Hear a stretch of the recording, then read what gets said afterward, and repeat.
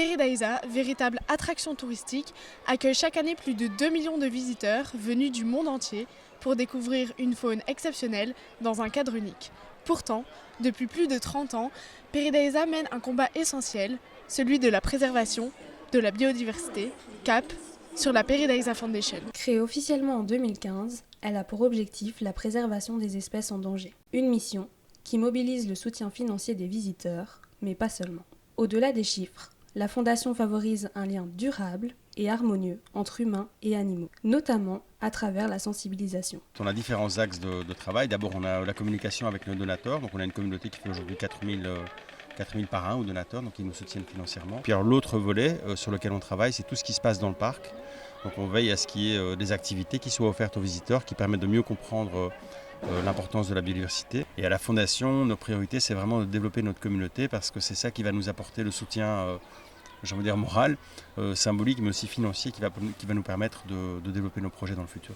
Une mission qui a vu le jour bien avant la création de la Fondation. Depuis l'ouverture de ses portes, Paradisa a œuvré chaque jour pour le bien-être animal à travers divers projets, notamment celui des haras de Spix. Cette espèce avait disparu principalement à cause de la dégradation de son habitat et du braconnage.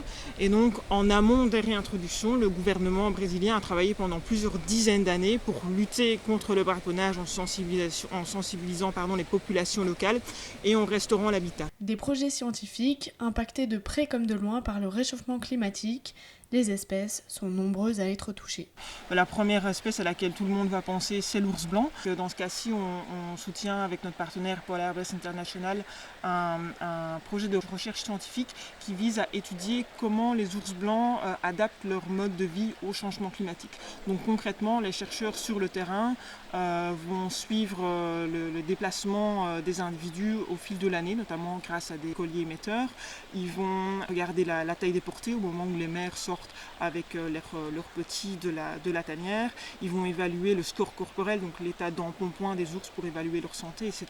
De l'autre côté du globe, la Fondation collabore avec la Borneo Nature Foundation dans le but de préserver l'habitat des orang-outans touchés par l'exploitation du bois. À l'origine, c'était des forêts de tourbières, mais qui ont été exploitées pour extraire le bois. Et pendant cette période d'exploitation de la forêt, ils ont creusé des canaux de drainage pour faire sortir le bois, etc. Et ces canaux de drainage sont toujours là et en fait, ils drainent, ils aspirent l'eau du sol et donc ça veut dire que la végétation ne repousse pas.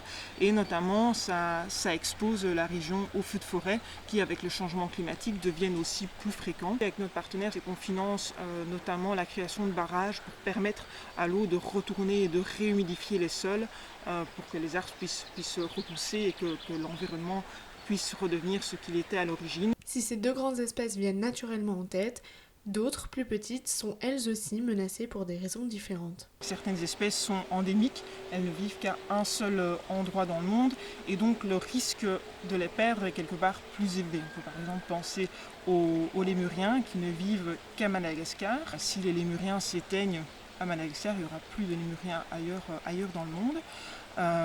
Et donc dans ce cas-ci, on peut citer l'exemple du Varirou. On a participé à des translocations, c'est-à-dire de déplacement de certains individus d'une région qui était menacée vers une forêt protégée pour essayer que l'espèce puisse se redéployer et persister à plus long terme. Tandis que les animaux subissent de plein fouet ces changements, la Fondation, quant à elle, doit faire évoluer ses méthodes pour assurer la continuité de ses actions dans le temps. Le réchauffement climatique impose un renouvellement de la vision de la conservation de la biodiversité qui a toujours été assez statique, de dire de protéger un endroit, de pas toucher et voilà quoi. Mais ici, on est dans une vision qui est un peu plus évolutive où on veut donner à un environnement toutes les chances de pouvoir s'en sortir dans 10, 15, 30 ans face à un environnement qui va changer et des conditions météorologiques qui vont évoluer.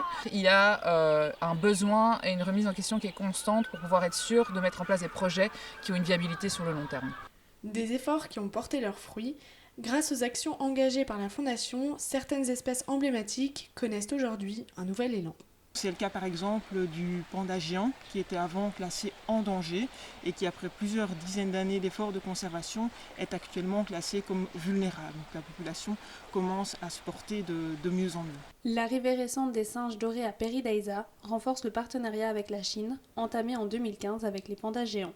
Une bonne nouvelle pour les relations sino-belges. Le fait qu'on se voit confier une sous-espèce qui est extrêmement rare, qui n'est nulle part ailleurs dans le monde. Dans un jardin zoologique en Belgique, c'est un signe qu'il y a une relation de confiance entre la Chine et la Belgique, mais aussi entre le département de conservation de l'administration chinoise et le jardin Périléza. Une arrivée symbolique, mais avant tout un apport précieux pour la recherche scientifique et les efforts de conservation. Avoir certaines espèces rares dans des jardins zoologiques permet de conserver un patrimoine génétique qui est diversifié, par exemple, ou permet aussi de faire certaines opérations de recherche scientifique qui ne pourraient pas être faites dans le monde sauvage. Si Paradisa et ses partenaires ont déjà accompli de grandes choses en la matière, la préservation de la biodiversité reste une préoccupation majeure. Nous sommes tous concernés à notre échelle et le chemin reste encore long, mais il est crucial de préserver la faune de notre planète à tout prix.